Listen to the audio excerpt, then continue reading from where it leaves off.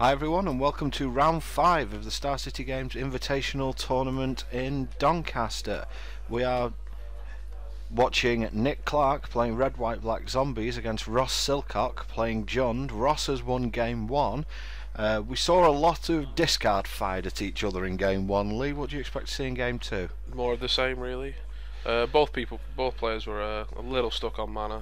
Couldn't really do what they wanted to do, but then obviously Ross rolled the dice on the Bloodbraid Elf and came out ahead.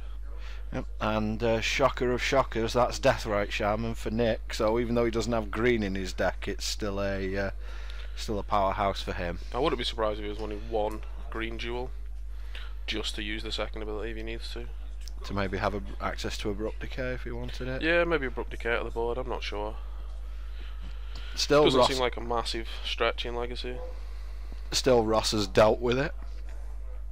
Might be a little bit worrisome because of all the wastelands that might be flying about in Legacy because of that. This deck's quite weak to Wasteland anyway, but the upside of his deck is he's not that bothered as long as he can have black mana and like just one or two sources. Seems to make sense. Ross just immediately lightning bolting the Deathrite Shaman there. Card that more than likely can get way out of control in this match, although I would imagine that Ross's Deathrite Shamans are going to be better than Nick's in this match. Ross's Deathrite Shamans are amazing in this matchup. They because of Nick's recursion plan, they're just so amazing. If Ross gets one to stick on the board, he will just be so far ahead, it's unreal. Cabal Therapy there from Nick, naming Abrupt Decay. Do you think that's probably about the correct thing to name there? Yeah, it depends what his follow-up play is. I'd be more tempted to name one of Ross's 2-drop creatures, like perhaps Dark Confident, because he doesn't want Ross playing too far ahead on cards. I mean, Ross does in fact have Dark Confident and Tarmogoyf in his hand, although I suppose that a lot's going to depend on what Nick has in hand, because obviously if he has something like Swords to Plowshares in hand, he's not going to care too much about Ross's I would creatures. expect him to make a land, make a creature and flashback that therapy if he feels he needs to deal with any of the other spells. Creature would more than likely be something like what in this spot? Gravecrawler. It seems pretty good. Nick's going to fetch through his library. And that is a scrub land coming in as well. So he has a bad land and a scrub land. Deck playing the classic, lands that the better players wanted to avoid in Legacy for ages. No, it seems like some of the best colour combinations are using those lands. It's basically black X duels, isn't it, for the most part?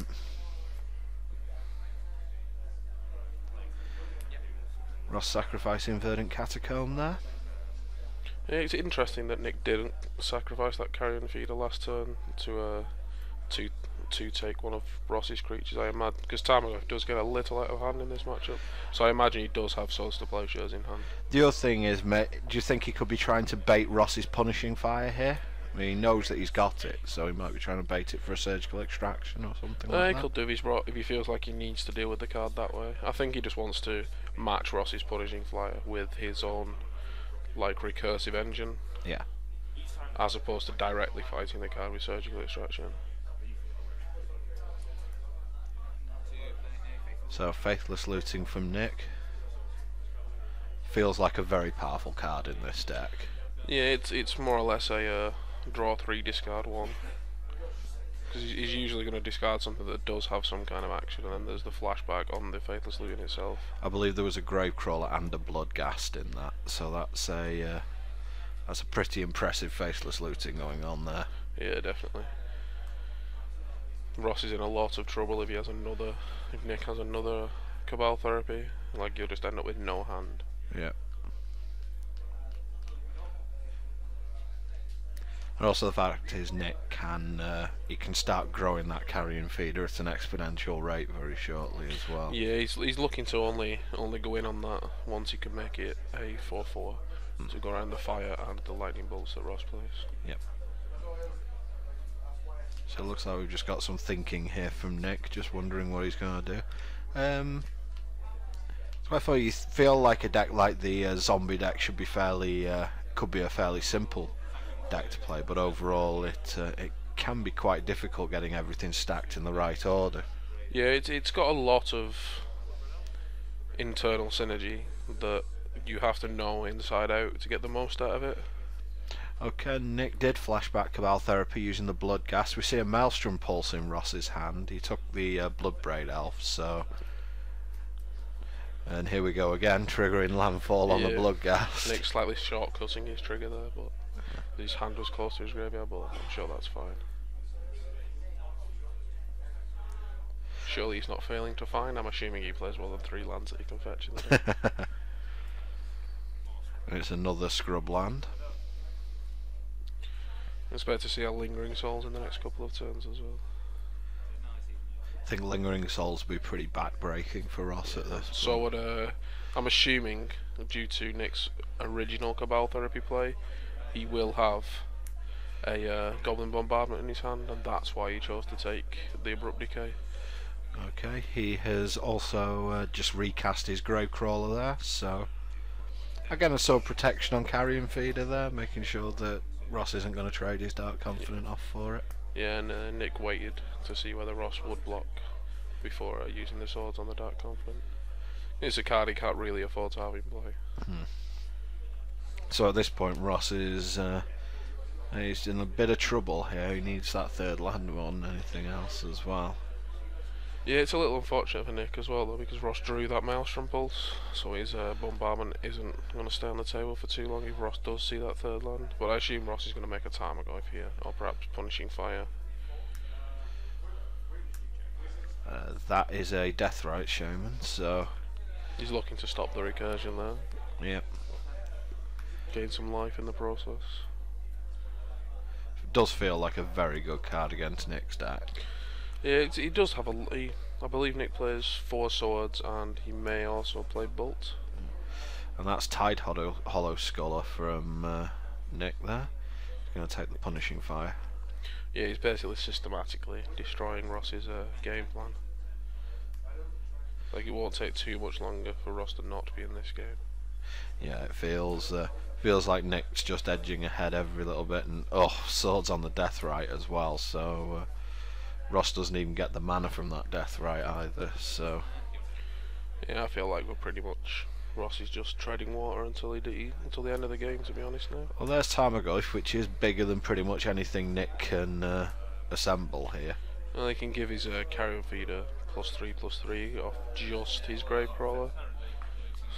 So, and if he has a fetch land as well for that blood gas, yep, that means it gets very big. I mean, it's interesting that Nick chose to not use the interaction between Carrion Feeder and Tide Hollow Sculler to permanently remove that Punishing Fire from the game. Yeah, that certainly because he knows Ross has 2 removal spells in his hand as well. So the trick, so to speak, he could do is with the trigger on the stack from Tide Hollow Sculler, he eats the Tide Hollow Sculler to his Carrion Feeder, and then Punishing Fire is removed, and it can never come back because it doesn't see the Tide Hollow Sculler die. Yeah, the return the card that's hidden under Tide Hollow Sculler goes on the stack on top of the effect to remove the card from play. So the first effect fails because there's nothing under the Tide Hollow Sculler, and then whatever you decide to take with the original ability goes away forever, and there's no way to get it back. Especially now that you can't Cunning Wish for cards that have been removed from the game in normal play.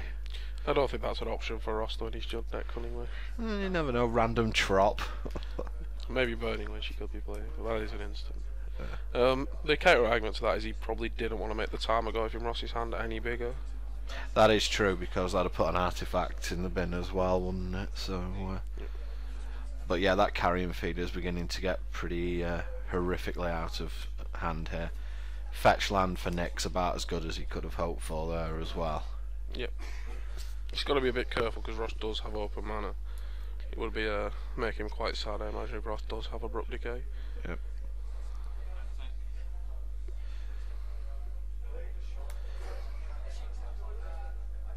Oh, and in fact he does. Foil Abrupt Decay as well. Well, knowing Ross, everything's got to be pimped if it can be. The one with a rather impressive legacy collection. Yeah. Not quite as foiled as John's book deck that we saw in the previous rounds, but he is getting there. So flashback on Faithless Looting for Nick. Let's see what he comes up with. Because that was a pretty favourable exchange for Ross there, because Nick at the moment now, even though he's got a lot of interaction going on, he can't get through that Tarmogoyf. Yep, Tarmogoyf is, as it normally is in Legacy, a big wall. Yeah. Surprisingly, a lot of the time Tarmogoyf does spend on defence in Legacy. I mean, he can't attack with the Tide Hollow Sculler, because if Ross ever sees Grove of the Bonewellers, that Punishing Fire is just going to wreck Nick's team. Yep. So it's another Blood Gas now for Nick, and another Carrion Feeder. So, engines ready to start again on this front, it looks like. Yeah, but it's only starting at a 1-1 as opposed to the 4-4 it was before. Oh, that's There Grove. is Grove. And that's going to that could potentially make a really big mess of Nick's side of the board if Ross ever gets that engine going. He also has access to Maelstrom Pulse now as well, so it's quite interesting because Ross has got, and now he's discarded a Abrupt Decay and used one. He's got to be thinking, how am I going to deal with Goblin Bombardment if he makes it? Ross just passing the turn there, so without using the pulse on the Tide Hollow Sculler. So. Yeah, he's looking like the Tide Holler's not actually doing anything, and Ross doesn't have enough mana to really push through with Punishing Fire at the minute.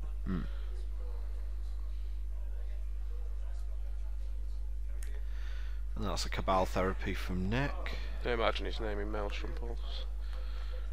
And if it doesn't name Maelstrom Pulse, I imagine the flashback will be taking Maelstrom Pulse. That's another Abrupt Decay from Ross.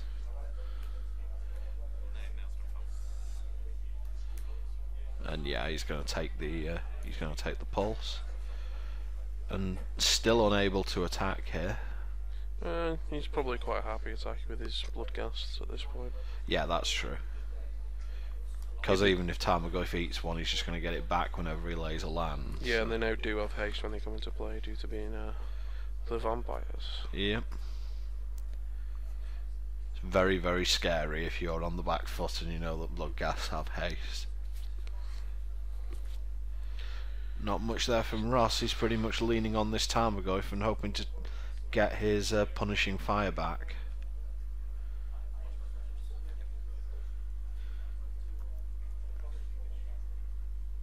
Flashback, not Lingering Soul, sorry, Faithless Looting. Nick's really burning through his deck at this point, isn't he? Was that another 2 Bloodghasts that just went away? Oh, it's certainly 1 Bloodghast. And a Tide Hollow, so... Tarmogoyf is embiggened. Yep.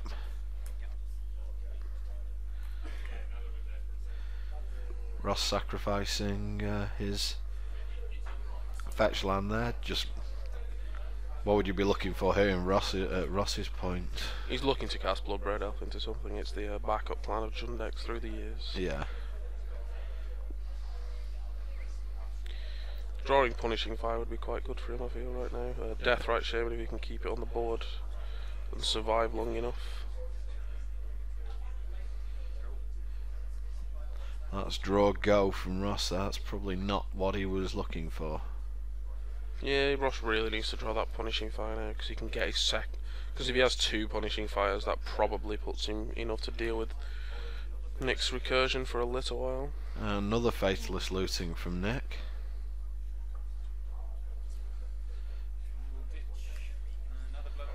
Putting another Bloodghast in the graveyard and Lingering Souls. So if Nick does draw into Goblin Bombardment at any point, there is a machine gun on the table. Yep. So that stops any thoughts of Ross ever going on offense with Tarmogoyf. Yep. There is Deathrite Shaman there, so does have a chance. Interestingly, Deathrite Shaman's life gain will trigger. I think it will be a very important part of this matchup if he gets to untap, because he can respond to the triggers on the Bloodghasts and eat them. So let's see what Nick's had here. He has drawn a lot of cards. 2 mana. No, that's Goblin Bombardment. That's huge problems now for Ross. And there is a land triggering his Bloodghasts. And yeah, and Ross doesn't need to see it. He knows Nick's a competent player, so he just picks them up and goes to game 3.